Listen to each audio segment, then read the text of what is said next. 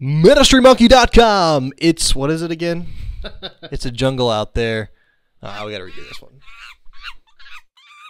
Trust the monkey.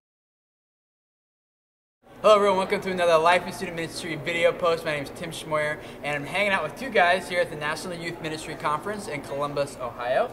And we have Brent from Georgia and Roy from Missouri, and they're both youth workers and good friends. And today we're going to talk about those hard-to-reach kids, the ones that really need Jesus, like an extra dose of Jesus, you know, than the rest of them.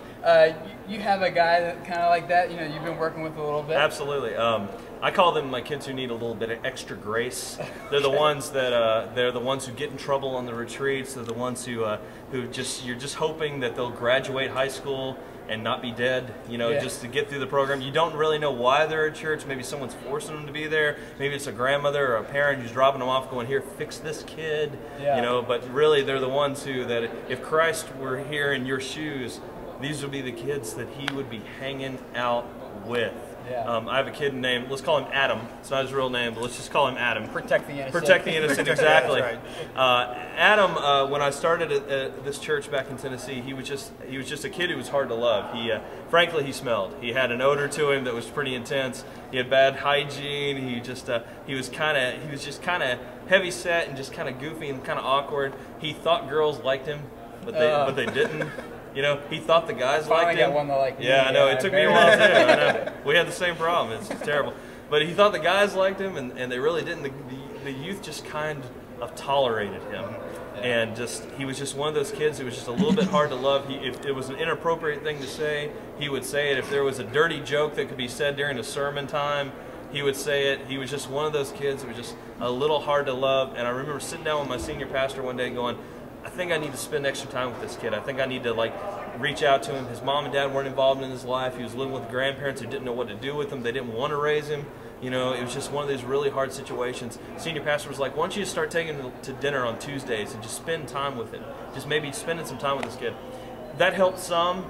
And then he would show up for youth group for a while and then not show up for a while and then show up for youth group for a while and then want to go on a retreat but then disappear for 6 months. Finally got thrown in jail.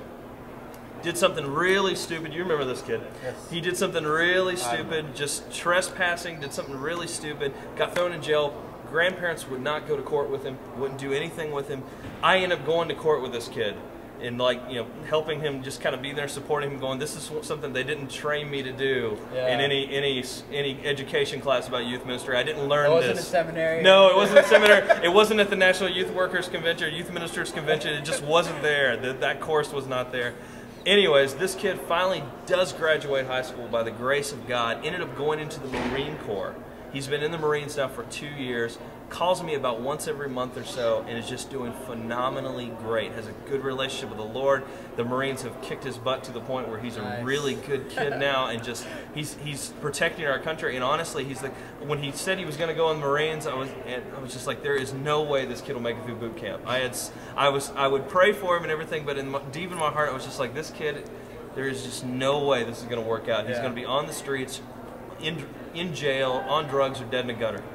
And now, like I said, he's defending our country. He's being shipped off to Iraq in a few months, and he's the kind of guy you would want to know.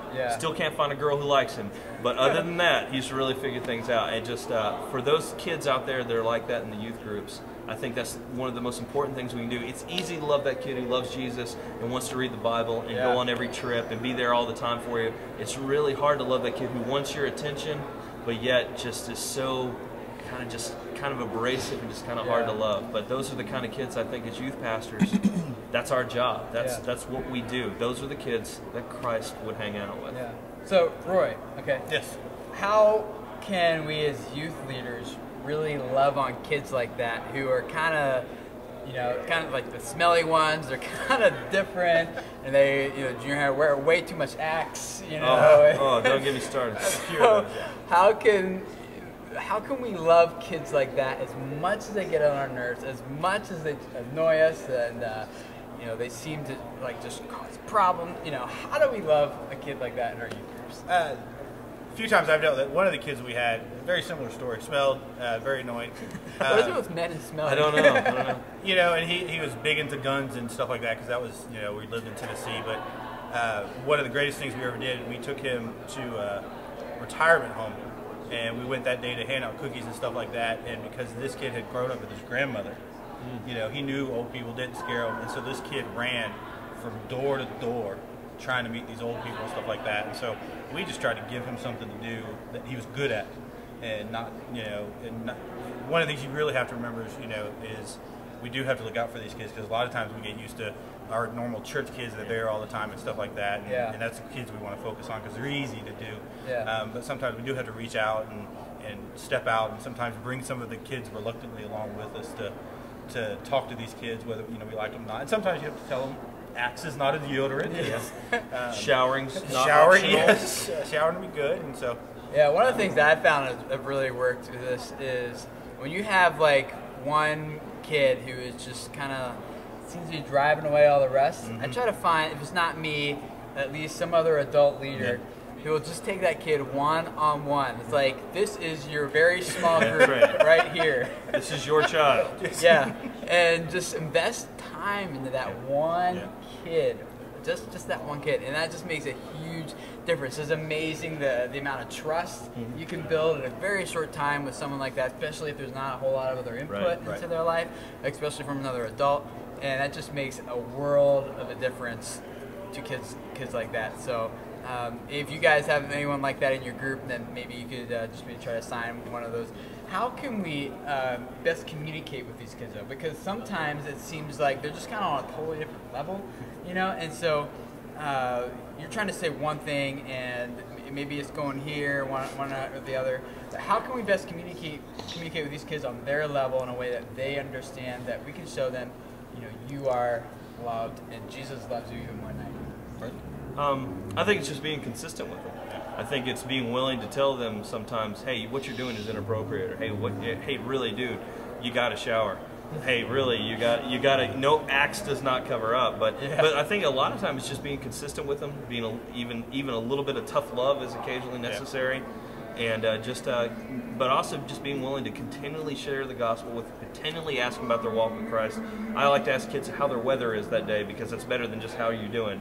Yeah. And sometimes it's partly cloudy, sometimes it's partly sunny, but really being interested in what they've got to say and taking that to heart and getting involved with what they've got going on. Yeah. Sometimes I'll ask the question, you know, rather than how are you doing? Fine. You know, like, tell me about your day, or tell me about your week, and then that invites a conversation with them a bit more than just asking them, you know, how are you doing? So, you guys, youth workers who have kids like this in your youth group, we just really appreciate what you're doing. We know it's not always that easy, but you guys are doing a phenomenal job. And if they have more questions for you guys, how would they get in touch with either one or both of you, just to say, you know, Roy, I have this kid, help me. You know, how would they get in touch with you guys? Town Center Community Church on Facebook, Town Center Community Youth, or Brent Vickers on Facebook. Okay. I'm on Twitter, Soul Shaper on Twitter. My blog, soulshaper.blogspot.com. I'm also on Facebook, Roy Probus. Cool. So if you have any questions for them, you can look them up. And if you're watching this video, you probably know how to get in touch with me. But if you have any questions, you can always feel free to ask.